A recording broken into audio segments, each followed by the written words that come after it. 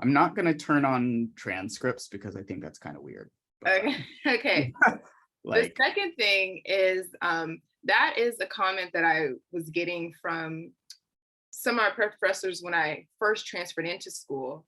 mhm. But it's not that it's an age thing, but after high school, I studied, I earned my associates in early childhood development, and then I was just working for like Yeah. 5 years, right? Until I met, she's one of my close friends now, and she was showcasing her. She was like, "You should go to art school," and I didn't know that that was a possibility for me. I've been painting my whole life and like drawing, but I told her, I said, like I've been creating work, but it's just like now it's just kind of like idle out. There are literally just things that I don't technically know how to do. And then, people would come up to me and they'd be like mentioning different artists or like galleries and museums. And I had no idea like what they were talking about. So I said, you know what, I'm going to go to art school. So I applied, I got in, and it literally changed my life. So I tell people like my professors, like it's not that I'm not in a rush. It's just that most of the people that are graduating with my cohort, they're like 21, 22, and they literally have never been outside after high school. I was outside for like 5 to 6 years. So in my mind, I don't feel like I necessarily want to be outside again. And I'm Oh also no, so then I was literally going to say, then you probably are one of the exceptions, which is totally real exactly. too, which is like that. And that totally makes sense. And I think then in that sense, that there's the answer is like, it's totally appropriate that like, if you have that resume in that, like you have the lived experience that came, it just happened to be earlier in the timeline than Yeah, others, then, you know. because it was like underground shows or people like, oh, put your artwork here, and then making like like I would just go on Google and like, oh, like maybe I can make a proposal, just doing everything technically like backwards, right? And so now that I'm in school, I'm not in a rush per se, but because I was outside for so long, I guess the rigor that I thought would come with being an undergraduate student, I'm not being met with. And Ah, so I have I tell my professors this openly. I say it in class openly. I say it in critique openly. And some people probably like get irritated. And then there's some people who are like, no, I totally understand where you're coming from. But it's like, and I also have to understand like my experience is just unique to me. yeah. But I am looking for rigor. One of the highlights for this upcoming year is that they're moving the MFA studios on campus with the undergraduate students. So I'm like Mm. really excited about that because the conversations I feel like could potentially be different. So for me right now, I'm not in a rush, but I'm incredibly curious to see what rigor could look like at the graduate level because I feel like I want to be challenged more. I get kind of frustrated when I feel a little bit like there's a moment where I'm like overcoming something, and then there's comfort. And in that comfort, I'm like, okay, like this is nice for now, but now I need a new challenge. Like I need to feel like I'm thinking differently, or like other people are open to sharing, actually vulnerably sharing their perspective. Because what happens is people kind of like close off because they don't feel like their perspective is valid. But in order for us to have this like radical discourse or dialogue, everyone has to share their unique perspective. So I feel like there's a lot of withholding with that. And so I'm just very interested to be in a program at a school where I can exercise rigorous and radical discourse with my cohort. Cool. Well, I mean, you'll get that for sure. So then maybe the follow-up to that would be then, if you're able to sort of, I guess, deliver this idea to the gatekeepers, the committee, whoever has a say in getting into a program, the other side of that would be, what do they have to work with? So like then if you are definitely like you're looking for the rigor, you don't, you're not in a rush, but you've had the time in between. So like you think you're in a place to it. Then the other missing, well, it's not necessarily missing, but I think the gap that you're going to need to fill is how this rigor that you want, this sort of thirst for like something that, you know, is just sort of has been lacking in your undergrad experience, like what is that going to be applied towards? Because essentially it does go a little hand in hand with the like question between like time between undergrad and graduate, not so much because of timing, but the work. So like, you know, what does the work look like that it's in a place that it's not so much that it's so developed, but it's at least has a sense of a voice, and it has something that has moved, you know, of course, beyond the things that you're already kind of frustrated about in undergrad, which I'm sure are, you know, assignments and the sort of structure of classes and all of that. But it's really like, okay, so you've taken these classes, you're pedigreed, you've got your undergrad, or you've had the experience, but then what do you do with all of that? Because that's really that's the content of what any MFA program or any graduate program is going to be looking at is, okay, cool. You got the rigor, you got the personality, you know, you'd be a great citizen, but what do we have to work with?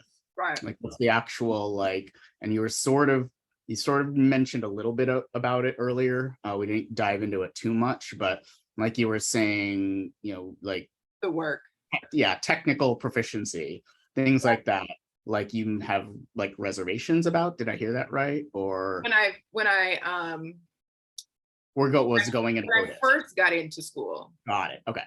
Right now I'm in a space where for my sanity, like each semester I give myself a theme or something to technically focus on, because what I realize is that it's not that anybody is void of exhibiting a certain skill set. It's just that they have to acquire that skill set. So like each semester, I pretty much like dedicate time to like, okay, like what will this semester be themed? Like one semester I just themed it just like texture. So I didn't throw away my trash or my garbage. I just like used everything to like apply it to the canvas, no words or anything. And then the following semester I dedicated it to just text-based words. So I do write a lot, and I'm always trying to figure out like what needs to be an essay, a blog post, or what words can be put on a canvas. My overall goal, however, is to, when people are looking at the work, that it sparks some type of dialogue within the space where people are. What tends to happen is people are observing, and then they spend, you know, like less than 7 seconds with the work. But my idea is to kind of encourage some type of critical thinking about not only oneself, but about their perception of how they see the world around them. So it's like, instead of me having to sit with certain words or readings or dialogues when I'm out, I'm like, instead of me being offended, how about I be open-minded to the experience that somebody is curating? And so it's kind of like this constant exploration on how I could bring people into the experience I'm aiming to curate through like words or different types of representation, and then them sitting with it. Not me sitting with it. I've already sat with it. I sat with it for quite some time. Now it's like, it's your turn to sit with it and to kind of like shift the point of view. First person, second person, present tense, whatever the case may be, but like somebody else sit with it. And so I'm just really developing that language and that voice. However, because I've never seen an MFA portfolio, and it's like, I have friends who are artists, but I don't know anybody who technically wants to do exactly what I want to do. So because I'm on this journey, kind of like this is just, I know what I want to do. I'm just kind of like cold doing it. I'm interested to know, I guess, what that portfolio is supposed to look like. And I don't feel like I have the body of work I necessarily want to showcase to a graduate program, if that makes sense. It does. I'm just sort of processing that. Because what's interesting too is, you know, on the one hand, you said you haven't seen any MFA portfolios, but on the other hand, you've totally seen like MFA. Probably, right? Like, probably. I was just thinking of Jessica Taylor Bellamy's like show. Oh yeah. Who literally, I mean, they're literally done like wrapping up USC. Like that's it, you know. That's true. She did. I spoke to her a little bit. Yeah, so like literally, she DM'd me saying she was going to be in Chicago sometime. I'm not sure if she ever did end up coming through, but like I met her that same night, like of Lydia's show. Lydia, Lydia has had a wild trajectory from Austria to New York to Chicago to LA back to New York, but I guess totally stop me at any point if like I say something that maybe misses the mark, but like it sounds more like it's not so much like that you have to know what a portfolio looks like, because I actually kind of love the fact that you don't know what an MFA looks like, or like an MFA portfolio looks like. That's actually a great thing. Yeah. I feel like we get so many people who have an idea of what it should look like that it just looks the way it's described, all the like $10 art speak words, the like, it just really kind of misses the point, to where like, that's the golden question. The question you have is the golden question that every time I'm meeting with people ask, oh, well, what are you looking for in a portfolio? And my response is always like, two. One, the second we say what a portfolio looks like, we just get a million portfolios that look like that. Number two, that we want to see like what a portfolio can be. It's interesting we're talking about VCS. My friend, and she was the past director for visual critical studies. I love what she said specifically about VCS, which is like the program, it's intended to blow up the idea of what an artist statement or a body of work should even look like. That like, it's even from like this conversation will be the most like departmentalized of your work that will probably be there. And that's just like symptomatic of the application process. That literally like we ask people to do a very complicated thing, which is compartmentalize your work into departments that might, be more receptive to entering through that department. So what I mean by that is we have an MFA in studio is 1 degree, right?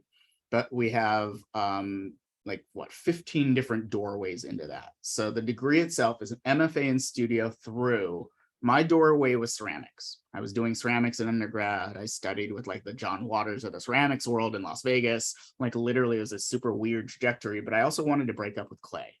Like I actually wasn't interested in pursuing it and becoming a master ceramist.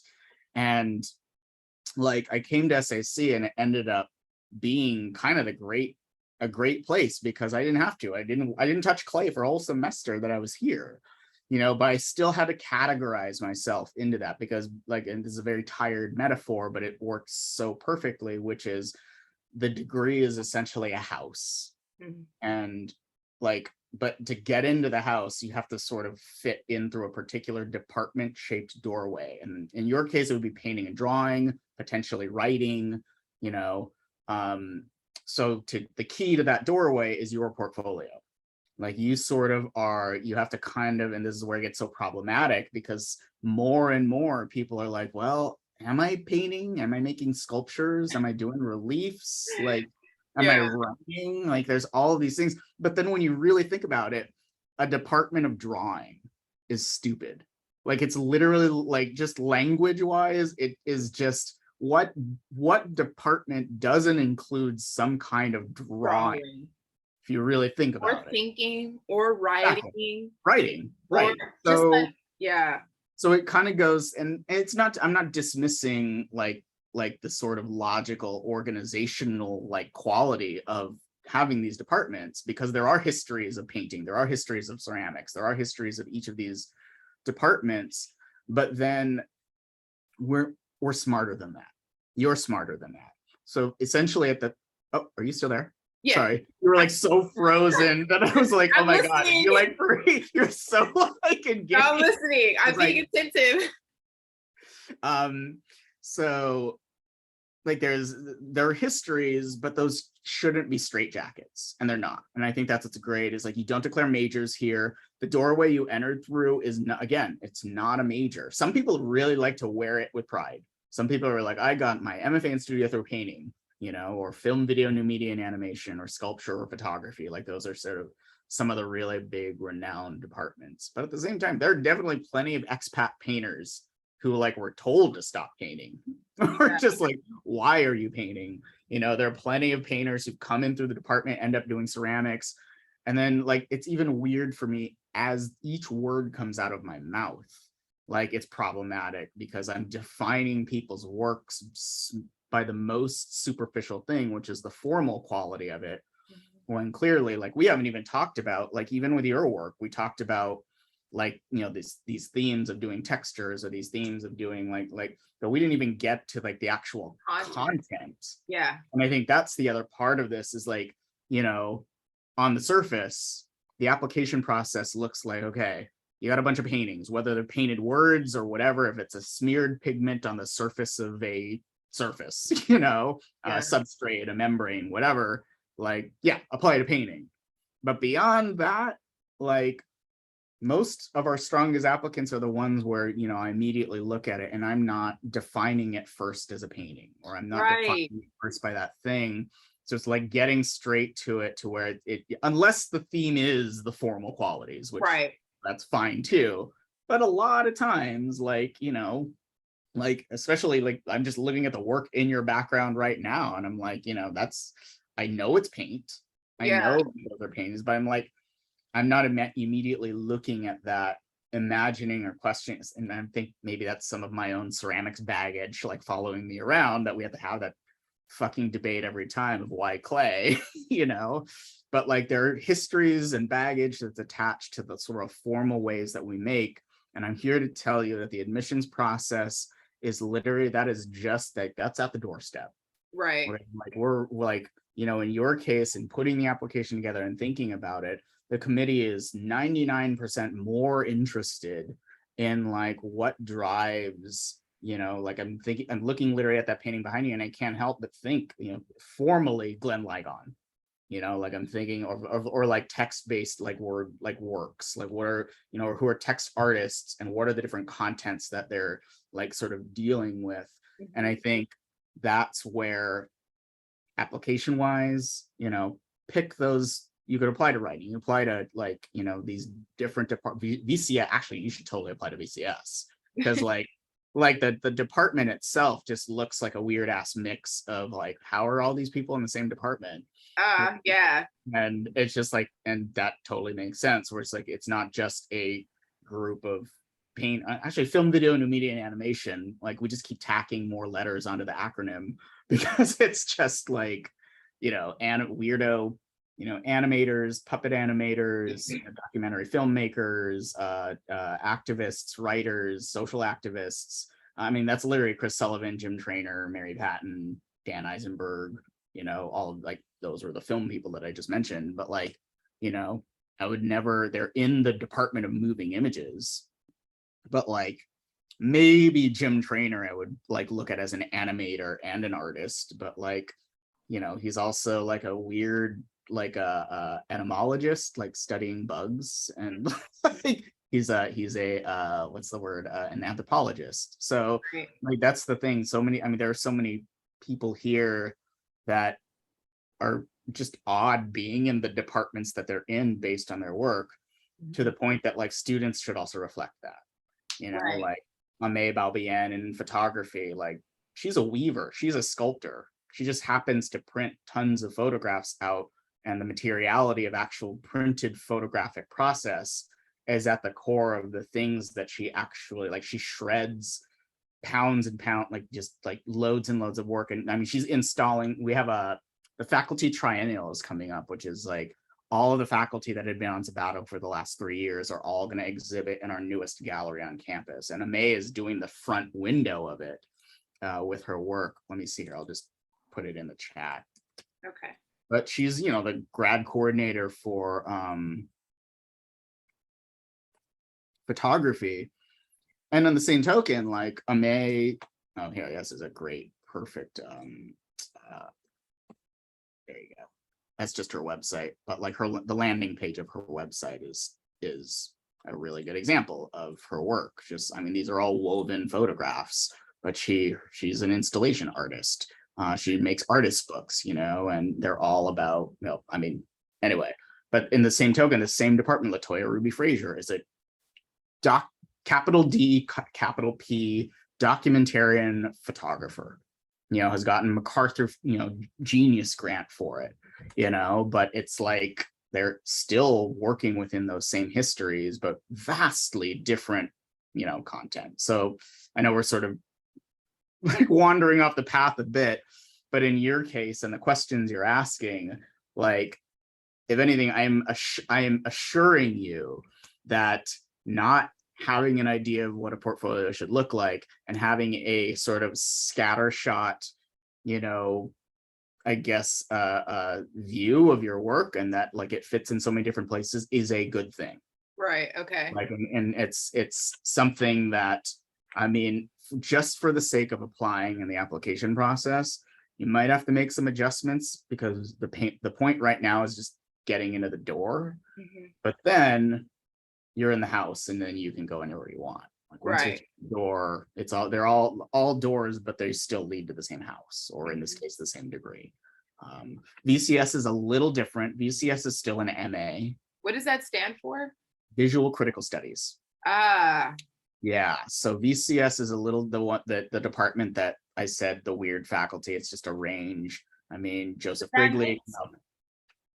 That makes, at least for me, I feel like that makes more sense because I like this idea of like quote unquote being separate. So you're amongst people who have like perhaps a similar practice, but the practice is not always a reflection of process.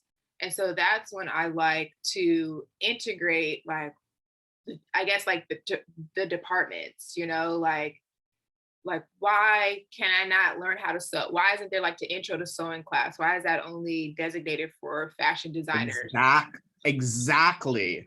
Because literally, like, this is a place where people, I can talk, like, I can cite people who just got their lives changed. A ceramic person who advised with a photography faculty, their point of entry was ceramics, but they were doing photographs because they were printing decals. Like a specific process that actually helps you apply an image, which literally gets fired onto the ceramic, like the surface of ceramic. Then he just had a big change. It's just like, why are you doing this? What's the allegiance here to this process? And in some cases, people can defend that fiercely. And in other cases, you just re-examine where your biases are and where your allegiances are.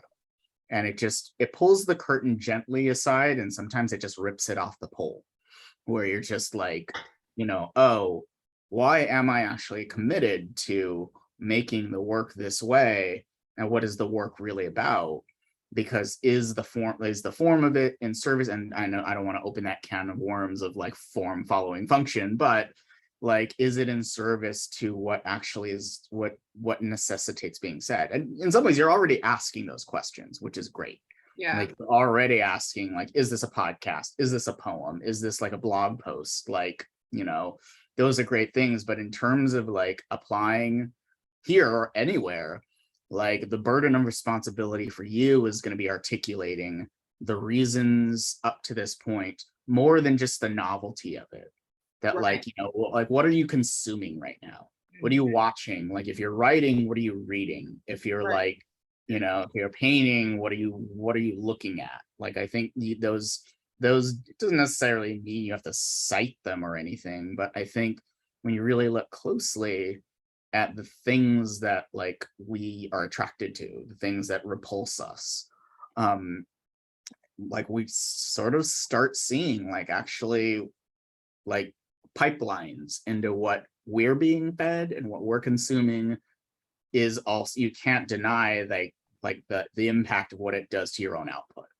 So like it's basically just like, panning for gold a little bit, looking for like I what definitely it is. collect. That's definitely a part of I feel like that's definitely a part of my practice, collecting digital data, collecting physical things, collecting things like mentally. I'm consistently doing that all the time to see how I could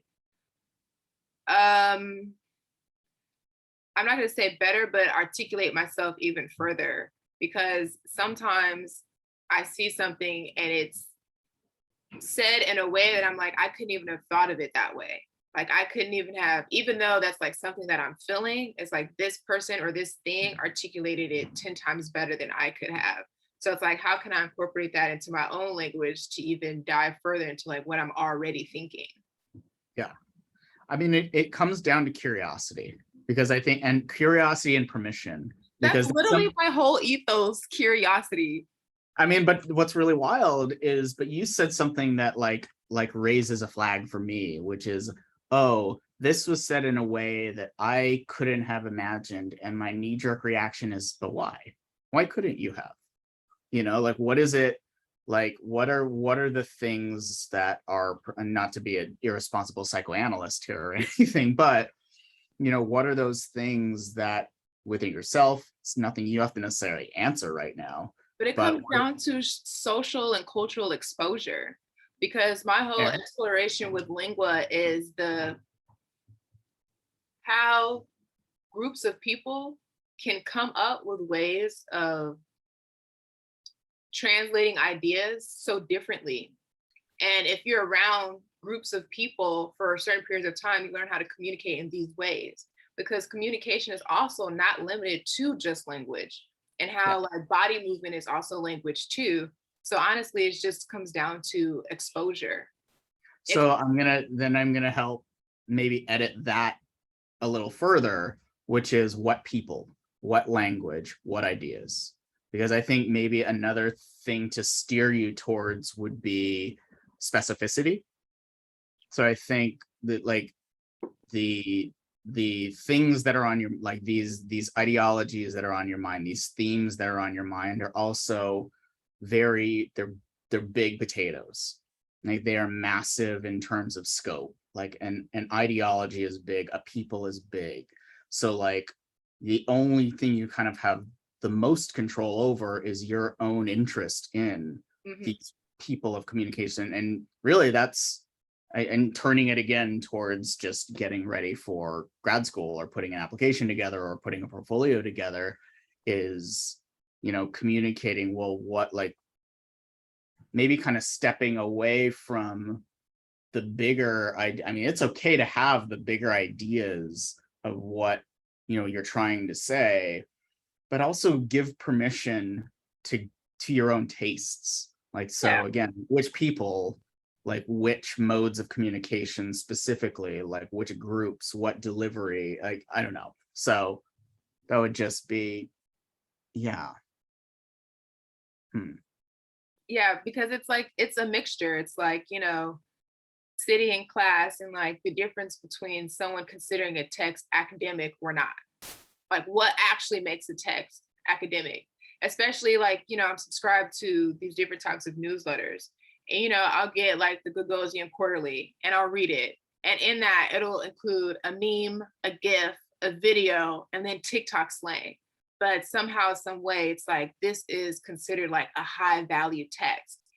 And so also exploring like how the English language is so infinite that for me personally, I feel like if I mix and match ways of communicating and like articulating myself, whether it be through video, writing, paint, making up new words, in my personal opinion, I don't feel like it can necessarily be combated because the English language is always evolving.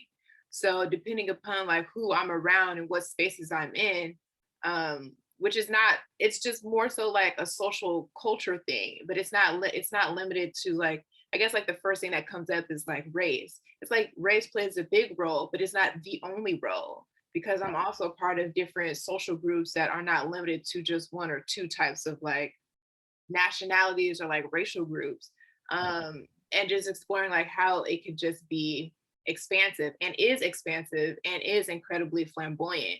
um yeah, that's what I'm most curious about, pretty much like the English language and how it translates and how I could translate it, and it just is what it is kind of like inherently, and just taking things like out of context to put into a new context so other people can sit with the idea that proximity plays a huge role in how we think and how we perceive different things, and how like language has been propagated when you put like an image next to it. But what if I took that same phrase and put it to a next image? Like, what does that do now on top of knowing who I am and what I look like, you know? Yeah. Yeah, I mean, you've got a lot. There's a lot to sort of like, I mean, to me, I keep gravitating towards like, you know, kind of like paying attention to the compass needle. You know, like you have more, if anything, your biggest sort of like nut to crack is editing. Yeah. Like really like, you know, how can you convey, and in some ways it's kind of done for you because like our portfolio is like 15, 20 images. So it's like, then like you're not going to have a problem filling that. But Yeah. the bigger issue is going to be like, how are you going to sort of deliver? Like, I kind of look at the portfolio as it's a thumbnail, you know, to a richer website. Like it's an intro, like you're kind of like curating like a mini kind of recent works show of what you've been up to. And like in this case, like you're working at Ochi, like you have an entire database of like press releases. I mean, literally, like in some ways, like that's fantastic. Like in terms of like how people write about their work and what permissions they give in terms of like contextual information, historical basis, very specific ideas about that particular show, and then how they sort of navigate the specificities of the show against the bigger kind of, I guess, vision of the artist themselves. So I think, you know, you have plenty of like tools and references, but I think in your case, like editing is going to be the biggest like hurdle, because like you got to the English language and how people respond to it. That is enormous. And obviously we know you've got your own like take on it, but it's like you've got to articulate that in a way that's just like, okay, so then like to that very one of the earlier questions we put on the table, which is, you know, so what you got, you know, like what are you bringing that is also like in a place that like grad school is only going to nurture it, you know? And I don't know, you know, we might like this today, we don't have to even come to an answer to that. Like now it's really like watching this re-recording of me and us talking and then like hitting rewind and then realizing like, oh yeah, damn, I need to get into grad school like next year stat, or going to London, being like, you know what, like deliver, like maybe, I don't know, I really don't, which is like a good thing, you know. London is on the top of the list. I haven't canceled out schools in the state, however, but it's definitely, I think it's at the top of the list because I just want to figure out how I think outside of America. That is such a great thing to do. And to be totally honest, like what's really wild is if that came up in like an application interview, like the committee would be like, you should go do that. And again, no shade, literally not. But like, that's great. Like, you know, like what happens, and this is an old phrase that I've used for now more than a decade that always rings true, which is what happens to your work when it's left to its own devices. You know, like when you don't have the known and unknown influences, like there's gonna be so much the minute like you're done with Otis, like well, you're done, right? Or no, I have, so going into this fall and like a week and a half will be my final year. And okay. My biggest thing is like creating just what I want to, because what I've noticed between working at Ochi and Gavlag and being a student at Otis is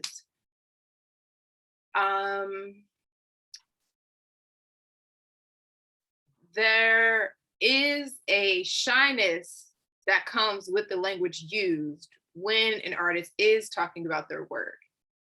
And that shyness tends to be political. It's like we already know you could say what you wanted to say in 5 sentences or less, but typically we have 2 paragraphs to over explain as to not offend anyone. That's what I've noticed with like lots of writing, because I'm writing bios, I'm editing CVs, I'm editing press releases, I'm looking at language, and I'll read it and I'll be like, it's like the English language is very much the language of assumption. It's very much read between the lines. And I'm trying to figure out, or I guess I've accepted that these senior artists, they've already done the nuance for me. And now I could canon from that. I don't have to be as nuanced, because at this point, I feel like they've given me permission to say with my chest. I feel like I don't have to use the same rules that other people use because there were rules being projected onto them. And I feel like I want to break free from like having 2 paragraphs to say what I could say in 5 sentences.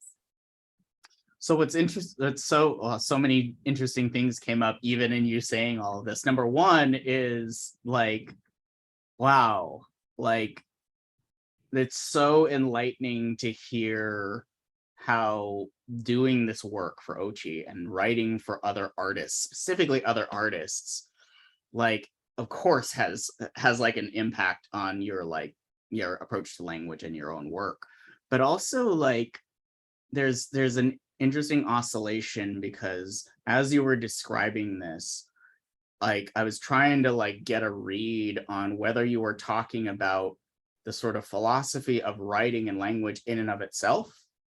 And then I was trying to actually peer more into, well, what does it actually mean for you? Right. And I think that's what's interesting too, because and such an it's such an impact of being in this really unique position that you're in, being a writer for a gallery, but also maybe the other part to that would be how like that's also, even though I said like, oh, you have a big resource in all of these press releases and artist write-ups and everything, but it's also, and I know you know this at the core, it's also a very like narrow scope, that it's like literally everything that gets written, everything that like, you know, it has a uniform. Well, not so much uniform, but it's like there are so many other things. It's, well, number one, it's commercial, you know, like it's still about commerce, and yes, ideas too, sometimes the commerce of ideas as much as the commerce of money, but like there's so much like that also doesn't have to be the when you, I know you know this, but like that, I just want to keep it in check, that like not to have so much of that influence. And I have to call myself on it myself too, as an arts administrator for this institution. Like that line gets real blurry real quick, as I'm sure you're aware of, like when we're, the thing we do, our day jobs, you know, are so closely tied to the thing that feeds us, you know, right? Like I think there's a lot of cross wiring happens, and sometimes we like get the tunnel vision of like this being the thing, and I have to like catch myself all the time. Yeah. You know? So yeah, that's exactly why I do pretty much. My interests lead me to acquire technical skills that I then apply to my own ideas. Yeah. So it's like, okay, like if I need to do this, if I needed to know how to do this, like I can. It's like, yeah, it's like pretty much like I'm acquiring technical skills. I'm seeing how people are able to articulate themselves. I'm seeing how people represent themselves and choose to be represented by whom. It's just like so many different types of things, and seeing it, it's a game, and so I've just been figuring out how in the game, what permissions I'll give myself in this game to do exactly what I want, despite like any type of pushback. Because what I've noticed is with even just like subtle pushback with like certain people, they will just oblige to the pushback. And so but that doesn't help you. It doesn't help you at all. I love that you've made this observation, because, and that's actually a very, very clear distinction between what you're applying to versus what you're doing now. Yeah. Which grad school is the only place where more people will give you the most honest shit about your work. Right. Like that, because everything else outside of that is going to have some sort of a motive or some sort of a condition attached to it, where like this is the only place where, and time, when I say place, I mean time, that more people will care in like a critical mass, and then with literally no holds barred, with the only thing at play being the virtue of delivering what their reaction to your work is. So if anything, that is literally at the core of what the experience looks like. So yeah, I mean, maybe like I want to be useful to you too. Yeah. So like, what all, what do you want? What do you need like as a next step, deciding? And by the way, like, say hey to Dwayne. I don't know, have you met Dwayne Moser, who's like the dean of, what is he, graduate dean now at Otis? So the graduate campus is not, well, they're moving it. They moved, right? Yeah. So I'd probably meet or hear that name in the fall. But Okay. as of now, yeah, they're like remodeling. They're bringing. I saw that. Yeah. Yeah. Dwayne was. I worked closely with Dwayne. He was our associate graduate dean, and then he moved to Otis. Actually, yeah, just this last year. Like I want to say in January. So I think he's gonna be like, this is gonna be just his first semester in. Okay. But yeah, I'll keep that name. I'll take a mental note of the name, but mostly I'm pretty much like doing my rounds, scheduling the meetings. I know it's quote unquote like early, but I guess I'm just seeing what my options are. When I applied to undergrad, it was here in Cal Arts, but I didn't do too much. I didn't do even more research with Cal Arts. I pretty much put all my eggs in one basket. And I'm grateful I did, because it aligned, and like I'm happy where I am. But with graduate, I just really want to see what they're offering, what the professors are like, what the cohort potentially could be like, and the discourse, the rigor, the critical thinking, like what is the university actually offering to where I would feel so inclined to even apply. Because I feel like what happens is like, oh, well, like, what do you bring to the table? In my mind, I'm like, well, why would I feel so inclined to even apply here? Like, why would I even apply here? What is the school offering that could really take me to that next level? And for me, it's just like, I want to be able to publicly articulate myself, and like my concepts just like translate. And then if they're not translate, I have the open floor to like be curious, or like invite other thoughts or like perspectives. Yeah, I mean, it's a reciprocal conversation for sure. Right. Like it's like, the what you're bringing to the table like is both the server and the served. Like I think it's totally important. So yeah, it's, I don't know. I feel like you've experienced our own alumni and people who've come through like this place firsthand, even before we met, Yeah. And like, I wouldn't be doing this for my 12th year if I didn't like. How is the program? I think I mentioned to, let me see what came up. It's visual and critical studies, as well as painting and drawing. Yep. Okay, so as well as painting and drawing. So Lydia is an alum of the painting and drawing program specifically. So Okay. came through painting and drawing. So the MFA is literally, I mean, I can get to the meat and potatoes of the actual degree. Like, what does a semester look like? And it's working with 2 advisors. You work with them one-on-one in your studio generally, every other week. You are in a graduate seminar. So the seminar is only other graduate MFA students.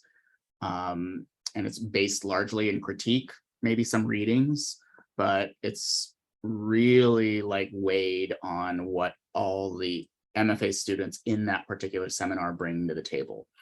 Hmm. There's probably more seminars offered through painting and drawing than any other department just because they're enormous. But you can also take seminars in any other department, like in the same way that you can choose your advisors in any other department. You would take an art history class. So everyone is dropped into a survey class. I know it sounds like a chore, but it's actually the favorite class that a lot of art history professors teach because one, you know, it's the one class required by name for all MFA students to take. So then they get to really run with it because it's a graduate level art history survey. So you're going to get different flavors depending on whether it's being taught by like the art history professor, like who also has a background in disability studies, or the professor who has a background in, you know, Southeast Asian performance art, or the professor who has a background in, you know, Latinx moving image art. Like these are all real professors, and that's, yeah, Nora Taylor, Dan Keeles, and Bess Williamson. So, you know, art history is, yeah, it's required, but it's delivered to you in a way that it's going to be like, yeah, scholarly research that should absolutely apply to the context of what you're doing in the studio as a maker. Okay. So 2 advisors, seminar, and art history, and then the last is an elective. So any 3,000 level and above elective. Oh, I should mention, let me take a step back. With art history, you take that one required art history class, you have to take 3 more, 4,000 level, and that's where it's like, you know, a single movement, a single artist, like things get really interesting at the 4,000 level and above art history classes. So that's built in. And then electives, again, another choose your own adventure, any 3,000 level and above class. So most folks end up taking studio classes, more studio classes, but this is also, you can take an arts administration class. I took a commercial galleries class that was taught by a gallery owner in the West Loop, and we did studio visits. One of our one of our visiting curators ended up being one of the curators for the Whitney Biennial, which is really wild, like in the years after that. And it was just like, so it's also your chance to supplement what's largely going to be the centerpiece being your studio. You'll have 24/7 access to just making work in your studio. And it's like, I want to say they're an average of like, what, 180 to 220 square feet ish, depending. You do anything you want with it aside from animals and blood and all that like stuff, but you get your own studio. And that's the expectation. Yes, you're going to be meeting with advisors, but that's like an hour every other week times 2. You'll be in seminars, which meet once a week, and they are what, 3-4 hours long. Electives, if it's a studio elective, you'll meet what, 7 hours once a week. If it is a like lecture class, it'll be 3 hours once a week. So pretty much most of your time is expected to be in the studio. And Right. yeah, so like that's at the MFA, or specifically the MFA in studio through painting, like that's going to be the core of the experience, is like really like everything. Again, you go into the seminar, you going into your advising, it's all going to be largely predicated on what's going on in the studio and what you bring to the table, both individually with your advisors and what's happening in the seminar with your other MFA. And then what is the low residency MFA? What exactly is that? So it is an intensive version of the MFA. It's interdisciplinary. So studio artists, writers, curators, educators, they all apply. And it is a melting pot of people that are all in the program together, regardless of background. Okay. And it is basically, it takes all the interdisciplinary access that you have in the 2-year MFA program. But the difference is, while, you know, the MFA is sort of a slower boil, it's still moving fast, but it's a slower boil because you're in residence for 2 years, you know, here in the city. But you get to pick your advisors, you pick your seminar, you pick your art history. But of course, you can't obviously do it all. You just have the choice of the candy store. Whereas low res, it's 3 consecutive summer sessions, and it's 6 weeks every summer. It is the most intense MFA program offered at the school. But it's because like you don't have to give up your day job. You literally just commit yourself to being on campus for 6 weeks, but it's literally 7 days a week for 6 weeks times 3. And then you go home. So in your case, you'll go back to LA and like you'll take an online class and you'll be paired up with a program mentor. And like that's going to be like kind of the low impact in the fall and in the spring in between each of the summers. So basically you would have 6 weeks in Chicago, you'll have a studio, but you have an entire curriculum already built in. Like you don't really choose much. Like you are just dropped into, and that's not, it's because there isn't too much theme wise, but you'll have access to, you know, we have a photo, we'll have a photo faculty, we'll have a ceramics faculty, a film faculty, a print media faculty. They'll give demos on, you know, risograph printing. If you need like feedback on painting materials, if you want to learn and get authorized to fire a kiln, you have access to do all that. You don't have to do any of it, you know, but it's all sort of contained and intensely delivered so that you can experience the rigor of the MFA, but in a condensed way. So you're still getting the same rigor, but you're not giving up your day, life, job, whatever. Is it designed for that specifically for working people? So it's gravitated towards that, like teachers, people who revolve around an academic calendar, but also international students who, you know, don't have any intention of ending up in America. Right. You know, that's been a reason to come. It's actually brought up a lot of questions of equity.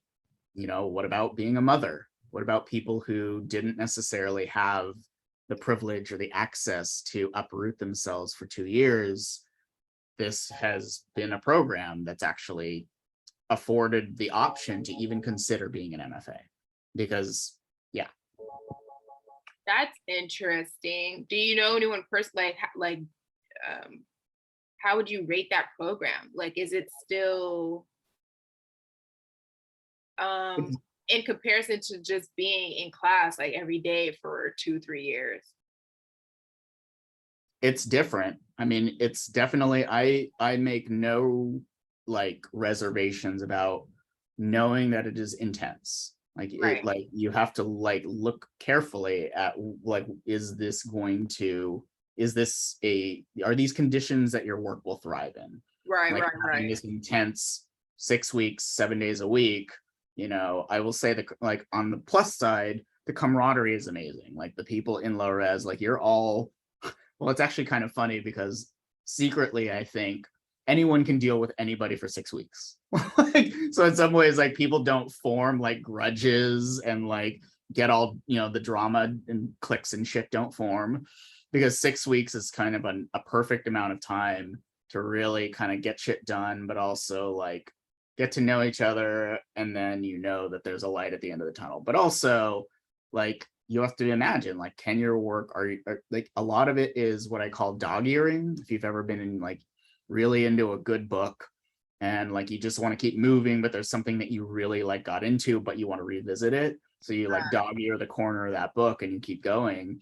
As Yeah. a lot of the program because you just don't, it's the relationship to the program to time Okay, and okay. whether that works or not. So And you completed the visual and critical studies program? no, I did the MFA in studio. So I essentially the painting program that you're going into, but my door was ceramics. Oh But yeah, you did say that. I essentially, I mean, I worked, 2 of my advisors were from painting and drawing, actually. And yeah, Scott Reeder, who he's a Detroit-based artist. I mean, he was one of my thesis advisors as well, and ended up like, I mean, I hung out with him in Detroit, like over Memorial Day. Like, Yeah. so Terry Myers, he's actually an LA-based critic. We actually, Terry and I co-led the Los Angeles study trip, 6 times, which is where, you know, Lydia went on the trip. Like, but yeah, Terry has since fully moved back to Los Angeles, but he was one of my advisors. He was the chair of the painting department for years before he moved back to LA. Anyways, yeah. So I got the MFA in studio, but I've worked with VCS completely, gosh, for at least half a decade. Yeah. Is that like another just way of saying conceptual art? I mean, all art is conceptual, but so like, what is that? What is visual and critical studies then? So it's an MA. So it's Oh, based in research, but it's the black sheep of our MAs. Where like we have art history, you know, we have art education, where a lot of it, arts administration, a lot of it is scholarship and research and writing based. Whereas like visual critical studies is the one that actually has a built-in studio component. So actually artists are really attracted to it because, you know, it's not to say the criticality doesn't happen in the MFA, but sometimes people want to just zero in on like the criticality of the nature of making. And that's what VCS is. That's what makes it so weird, is because the actual like it's an MFA in critical thought is kind of the best way to describe it, even though it's an MA. that's cool. So if someone were to get their MA versus their MFA, like, is there like, I guess, is there just like a pronounced, I don't know, it's like one better than the other, especially if you're actually. And it depends on a lot of things. It depends, one, on what kind of MA, where, same with MFA.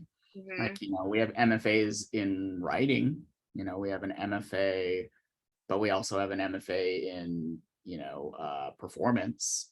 So that said, you know, it depends on what you want the degree to do for you. But I argue it depends more on what you want the experience to look like in the degree. Right. Like, I think people get too hung up on the outcomes when Right. really, like, you need to be looking at the experience of those 2 years or 3 years, however long the degree happens to be. And because at the end of the day, it's the work that comes out of that.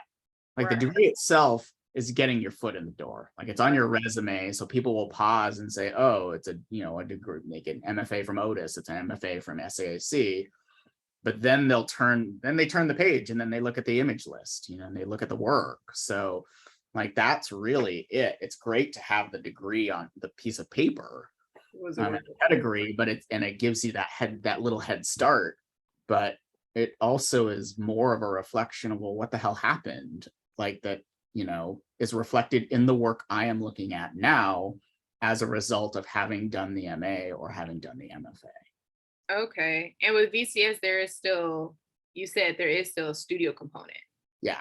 So it's the capacity to create work and do research Is expected. Oh, okay. That's what's great. I mean, that's what's really amazing about it. Is just like, people are in it, and it's just like, oh, you're going to do your thesis on the history of emojis and like the critical breakdown. I'm literally, one of our recent graduates, Olivier, like, so weird. There was a cohort of this year's graduating VCS MAs who showed in the galleries alongside the graduating MFAs, because they all had studio work to show. And one of them, Olivier, who I mentioned, their entire body of work was based on the culture of UFOs. Like, it's so bizarre, but it was like, it's like they collected so much ephemera, and then like, it's almost like a hoarder, like a really wild hoarder that collected all this ephemera, but it at first looked kind of psychotic. But then you realize there's actually so much thought in the sort of the accumulation of all of this ephemera that actually had traced all of these strange like threads of thought into pop culture, into vernacular, into Western ideas of mystery and knowledge and authority and language and like knowledge base and the known and the unknown. And it just was like, what in the world? And their starting point was UFOs. Right. And it wasn't even to argue like the existence thereof, but really the phenomenology of like this weird subculture of like everything from, you know, what is it, during 2020, didn't they finally acknowledge that like the UFO footage was real? Yeah, But the world was burning down, that like nobody gave a shit. Like, that's what's so wild, down to the fact that it's like, you can also buy alien jerky on the way to, like, you know, if you drove to Vegas from like LA. So it's just like the weird, it was more of like an an analysis and a critical look at Right. one really weird thing. And if anything, like, you know, that's where things get so interesting. Romy Crawford, you know, we were talking a little bit earlier about just like race and identity, and Romy has authored like her latest book was on monuments, and she had collected contributions from contemporary Black artists. It literally reads like a list of like these hugely influential like contemporary Black artists that are all addressing sort of the notions of monuments. And I'll just pop her. You should absolutely look up Romy Crawford. Okay. I'll put her name in the chat. Romi Crawford. Just Google her name, like, and then you'll find, or Romy Crawford and monuments, and you'll find her most recent publication. And then she's also sort of one of the organizers of a school of thought. Hang on one second. Okay.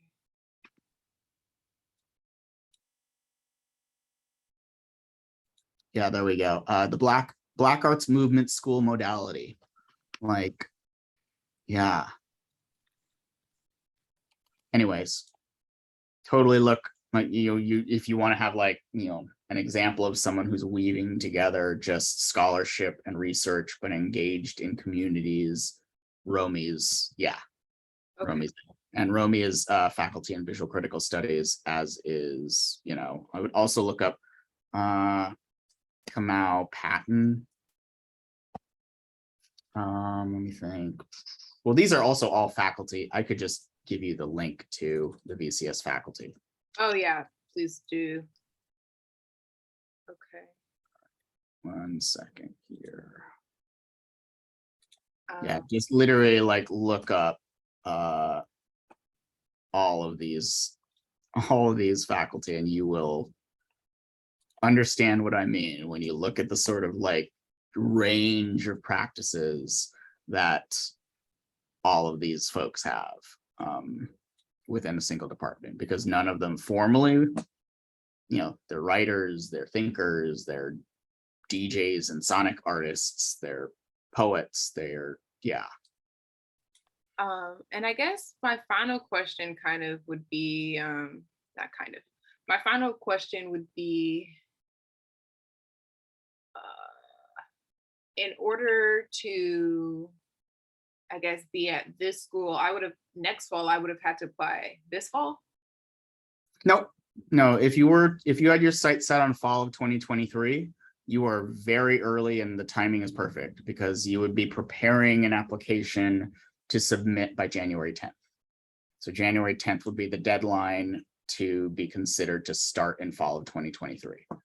And then I guess I could look on there too, but since you're here, yeah, is there like is there an essay portion like to talk about work? Oh yeah, work? for sure. I'll give you the link with all the application requirements. Okay. And you can totally look through those. And I think in that email, I put a link to this really great recording between me and Christy McGuire, who was the last program director, but she's just so brilliant and articulate when it comes to kind of like tips and putting your application together, from writing the statement of purpose and like what letters of recommendation mean for your application. Oh yeah, and that, because it's like all these people, and then I'm like, okay, well, who should I actually ask? So here's I just put the link in for those. That's all the admission like materials. Like those are all the things that we'll need. Oh, okay. I'm also gonna give you the link to the recording that I sent you. You might as well just open it. Oh, you have it? Yeah, yeah, in the from the email. Oh, okay, great, cool. So yeah, I mean, totally, yeah, give that a listen, because I mean, there's so many gems that I mentioned earlier, like just this place, you know, blowing up the idea of what work or a statement ought to look like. That is a direct quote from that recording from Christy. Like, it's just such a great, like, and such a good steward of VCS, of visual critical studies. I mean, she loves this department, and we both are just, yeah, like we had a good time recording that. So wow. This is so cool. I'm glad that I like did this because I felt like, Yeah. oh, like, am I too early? I really don't know, and then And that, I'll have done my job if you yeah, walk away from this confident in applying or confident in letting it go. Because I yeah, think that's the other part of this too, is just like, you do you, like have the same critical conversation with every school you talk to. Because it's just like, you know what, the one that's gonna try and coax you and lure you in or not even spend this time. I feel like what is that, right? Like, yeah. Yeah, I'm just doing I don't know, like technically I'm like first gen. So I'm just like asking questions and then some of my friends who graduated before me, um, their careers they're growing exponentially. So they're not in like an MFA program at the moment. And I honestly am just thinking like, well, when would you go back? I Um, mean, it's a question of or if, yeah, like I'll be the first to say, like, I think about that a lot. And it's a big question of like yeah, it's big and not one to be taken lightly. So like yeah. you're doing everything, I did everything wrong. Like I feel like I did. It's funny how you said you sort of like didn't do as much like doing undergrad, like you didn't look into Cal Arts and stuff. I'm like, I absolutely did everything wrong when it came to applying to grad school. Like I didn't do any research, and I got into SAIC. I actually applied to Cal Arts and I didn't get in. I was kind of bummed out because I really wanted to go. And then like I was drinking a beer with a friend. I can't believe this is being recorded. I was drinking a beer with like a friend of mine in undergrad, and we were both kind of bemoaning the rejection letters we got. And then he's like, well, did you hear back from anyone? I'm like, yeah, I got in the Art Institute. And then he like put his beer down and he's just like, no one has gotten into the Art Institute before. I was like, what? Because I actually applied because I knew people in Chicago. It was like the furthest east I applied. Like I had never visited I'd been to the museum. I didn't know where the fuck the school was. Yeah, Like literally, I did everything so wrong. But I like you said, I traced a similar trajectory where I was like, oh yeah, I got lucky. Like I ended up where I needed to be because right. the place that it is. Mhm. But like you are totally doing already things right. Just having conversations. I was lucky. A friend of mine was an admissions counselor for Parsons in New York, Okay. and I did get a little bit of insight from her when I was like applying, but Yeah. nothing on the scope of this where like you just get to hear it. We're already connecting the dots. Like you're already 1 degree away from SAIC between an academic at your school Yeah. to like 3 artists that are represented by, like I've met 3 of your artists already, 2 of which Yeah. are alums at your gallery. Gavlak we stopped at in L. I mean, yeah. So it's a very, very small world. And I know that's such a tired thing, but also kind of great. Like it's really there's like there's a comfort in knowing that like, you're among your tribe. So Hmm. Yeah. Yeah, I was just like, well, let me just ask questions. And I love that Zoom came from out of quarantine because now schools that are like far or if I'm unable to oh, like get, yeah. yeah, you could just like hop on Zoom and ask the questions needed, which is like very nice, which you wouldn't necessarily get over phone. I don't think that people would stay on the phone for like an hour or two, but I do know that people will stay on Zoom for like an hour or two to like get those questions answered because the expectation is like I can see you, so we're just gonna have this conversation. Yeah. And Um, also like you don't get the email, like, oh God, this would have been a long email thread, email, yeah, and you miss out on kind of the nuance and sort of the things that, well, it's like a crit, you're actually, it's the dialogue, it's a taste of sort of like a little bit of what's happening. Like, yeah. right. Before I hop off, can I share my website with you? Oh yeah, for sure. Okay, Send it just my so way. you can see um, what I'm currently, I guess, working with. Like every time I do something at work, I'm like, oh, I'm gonna add that to my website.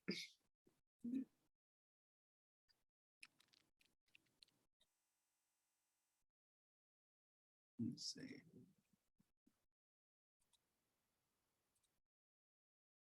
Is there anything you want to look at? I guess like maybe the artwork, and then I have a podcast and my CV maybe.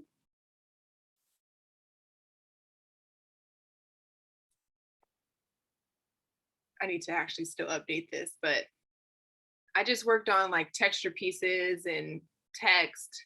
That first page that you were just on pretty much highlights everything I did like last semester. And like the old video works. Oh my gosh. They show various small fires. Oh God, they're an alum of the school too. It'll come to me. Sorry, go ahead. Wait, let me see. I think maybe go back to that first page. I guess you could see like what I did like the past year. Oh yeah, that's the CV.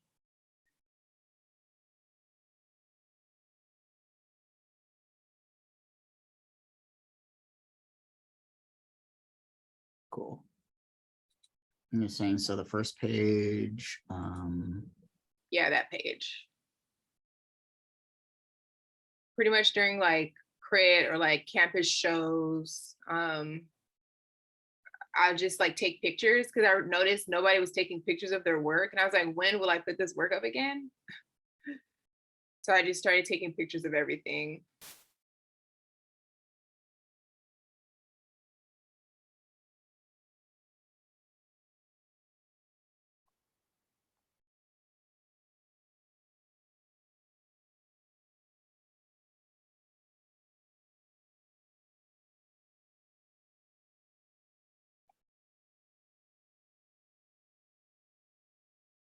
David Leggett, that's his name.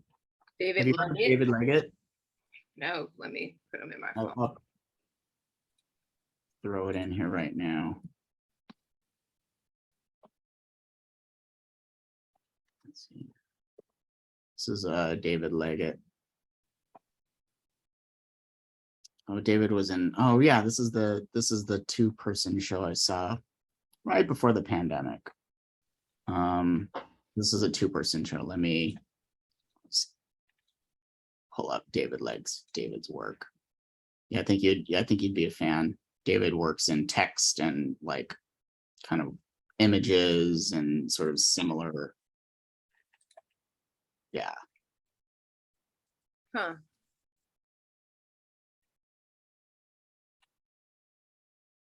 And David actually, LA, y'all stole him from us. David lived in Chicago for a long time and then like moved to LA. He's been in LA for at least the last 4 years, I want to say. Oh, 4 or 5 wow. years. Yeah, so he's local. Cool. But anyway, yeah, so you have the documentation, and how did this go? Oh, really well. So I actually took over one of the classrooms right before the semester ended and had like an open studio. Yeah. This semester we get like our own little cubicle, but when I was a junior, we pretty much all shared the same workspace. And then I have some images here from junior review. And junior review essentially like, it's not a crit, only the professors get to speak and like the students get to onlook. I did everything I could. I mean, I think honestly, pretty much like what I was telling you, like my curiosity with language and just really trying to expand language and proximity with other images and like what kind of affect that has. Just being able to articulate, I think just like takes it a little bit further, because I'd argue that there are other people who I would say are technically advanced, but I found that one of my strengths was communicating my curiosity and like what I'm interested in and my process, while I get to build up my technical skills. So that's just kind of like something that I've consistently been working on. And then this semester, the theme is figuration. So I introduced this figure piece like the last couple months of school. And so my biggest goal is to be able to paint myself and draw myself so I can begin to explore texture, language, and representation and see just kind of like how that works all together on top of writing and collecting and just seeing what happens. Mhm. Where do these live outside of like a school setting? Have you shown these anywhere? Like, it doesn't have to be an exhibition. Like, I'm thinking, especially because there's so many references to, you know, like, well, I hate categorizing, so maybe I don't want to go in that direction. But like, do you imagine these living? Like, where do you imagine these being, in galleries outside of school? Like, The in the projection pieces, I always imagine myself having like this handheld projector and just like projecting. oh, Right. I mean the paintings. Oh, You know, the paintings, I always typically imagine them in some type of space where people can walk in and see them. It doesn't mean that it has to necessarily be a gallery or museum, but I do imagine them on the wall. I think another one of my goals is to make a larger scale piece and have the larger scale piece lean in, so people have to look up and almost feel like they're walking into the painting. yeah. Um, I it's funny because it's like sometimes I really hate canvas, but I have a love-hate relationship with it, which is why I started projecting words. Like this is a projection with a projector onto the canvas. And just seeing like what exactly I could do with the canvas outside of just like painting on it, or just minimally painting on it and adding things and just projecting everything onto it just to see what will happen. But I always do imagine them in a space where people can come look at them. Yeah. I mean, that's the thing. So if anything, this year, like, it's doing all that, you know, Right. like, Yeah, exactly. yeah, That's exactly why I'm like, I have a list of compositions, but not necessarily like I don't know what the content will necessarily look like. So I'm always open to like what the content will be, but the composition I have like a lot of ideas, especially like I spent the entire summer going to galleries and talks and lectures and dinners just to see like what other artists are doing, and just to see compositionally like if it is in line with anything that I want to do. um so yeah, just seeing how it all, and then my biggest thing is like even if I acquire like 50 skills, I want it to look like when it's presented like super seamless. Like I don't want it to look like I like this idea of like, oh, you come into the studio and it looks like mayhem, but when it's presented, it just looks like seamless, almost like I could just breathe this if I wanted to. yeah. Do you have like a statement anywhere? Oh yes, it's if you click my name, like if you go to the page, if you just click my name, like I think if you like click it twice, there's like a couple sentences, which is like my overall ethos. Like at the If like you where the drop down menu is, there says Sunny, here? no, right up, right where the down, where the second name, sorry. Oh, here? Yeah, if you click the name, like my actual name. Yeah. Okay. Yeah, you're gonna want to definitely gonna want to make this much more accessible. So Like, I always just make like a second like place for it. okay, so I Or actually like this, I mean, making like click it like just about or something. okay. Yeah. Maybe I'll do that because I for the past week I've been meditating on that and I'm glad you said it. Yeah. Just because like that, yeah, that wasn't like super, what is it, intuitive to click on your name again. But like just one more extra like about would be great. Or just, you know, profile or whatever you want, statement. In info actually is kind of like maybe the best thing rather than about, just info. Okay. That's what I'm gonna do because I've been meditating on that for a week.